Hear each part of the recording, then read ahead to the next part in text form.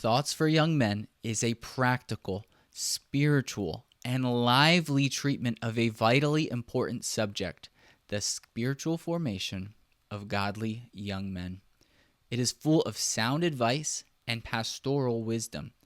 Ryle's insights into human nature and his clear grasp of gospel principles are as relevant and helpful today as they were when first published in the latter half of the 19th century.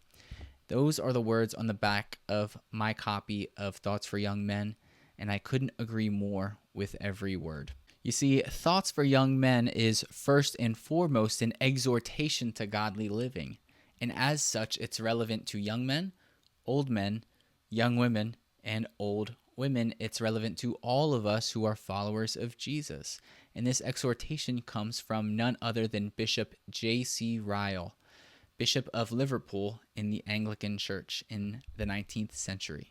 And as you'll see, even in this very short title, the theme of holiness is woven throughout all of Ryle's writings. Thoughts for Young Men may be among his most notable work and most accessible work, but his most well-known book goes by the name of Holiness, and it is another encouragement to pursue that without which no one will see the Lord. Reading and reflecting on this book will help you to see sin for what it really is.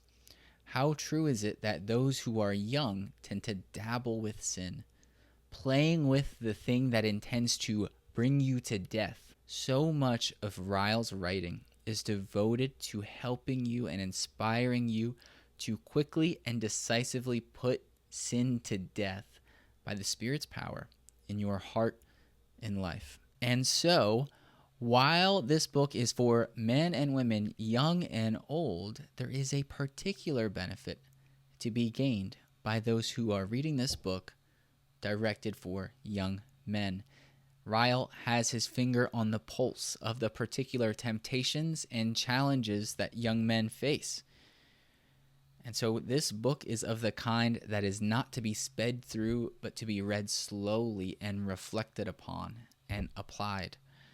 So this book is very short, far under 100 pages. The more time you spend with each page on Ryle's insights and exhortations, the more wisdom you will gain in your pursuit of godly character. Thoughts for Young Men is broken down into 4 sections, and they are: number 1, general reasons for exhorting young men; number 2, special dangers to young men; number 3, general counsels to young men; and number 4, special rules for young men.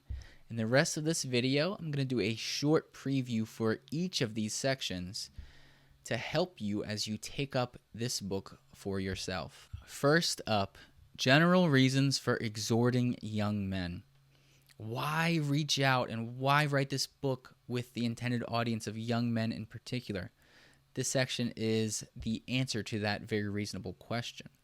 And one reason is that young men tend to have long lives in front of them with the potential to bear great fruit for the Lord.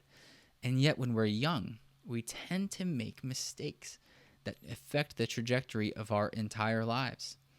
And those who are young have the temptation, since they're young and strong, to think that they're doing everything on their own, and they forget that it's the Lord who gives them every breath in their lungs. Thus, an encouragement to follow the Lord at a young age is extremely timely. Here's what Ryle writes: what young men will be, in all probability, depends on what they are now, and they seem to forget this. Oh, I can be foolish now and make all kinds of silly decisions because I can always change my mind later. Don't be too quick to believe that lie, Ryle would respond, because the person you will be tomorrow, and the day after that, and the day after that, heartily depends on the person you are today. Anyone who tries to make a change in their lives, especially as you get older, knows how true it is and how hard it is to make a change.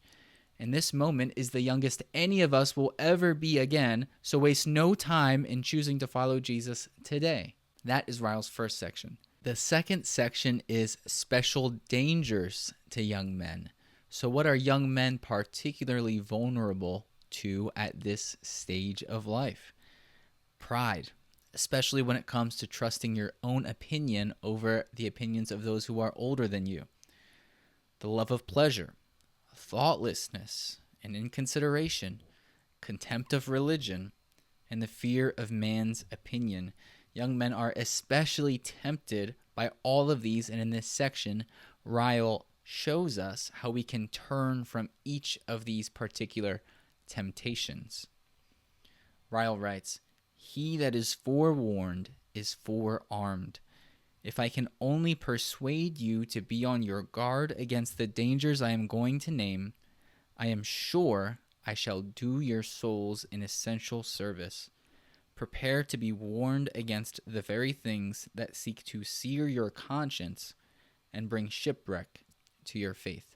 Here is Ryle's greatest section of warning. The third section is general counsels to young men. So here's where we get some fatherly advice from the Bishop of Liverpool. Everything from the need to really try and exert yourself as you seek to serve the Lord, to his counsel against making close and intimate friends, not acquaintances, of those who are not first friends of God. Ryle writes, "You must recollect, we are all creatures of imitation. Precept may teach us, but it is example that draws us. There is that in us all, that we are always disposed to catch the ways of those with whom we live, and the more we like them, the stronger does the disposition grow. I've heard it said that you become like the average of the 5 people you spend the most time with," and Ryle's advice here seems to coincide with that.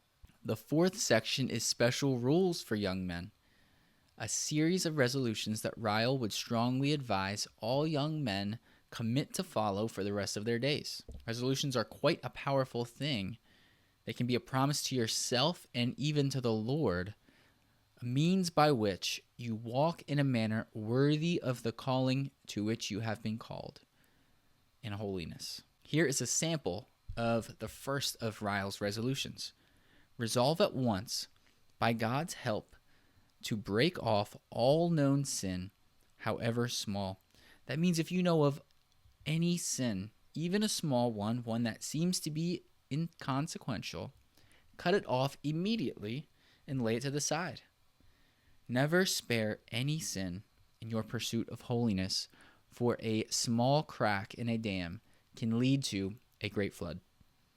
Ryle's signature emphasis on holiness shows up again and again in this short, inspirational exhortation. As we close, if you're watching this video in real time, I'd love to invite you to read this book, Thoughts for Young Men, with me this June.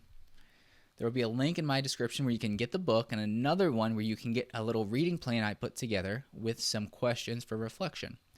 And if there's interest for those who have read the book, I might put together a little Zoom call at the end of the month where we can discuss what we've read and make some applications together. Now, with that said, read more, read better, for God's glory.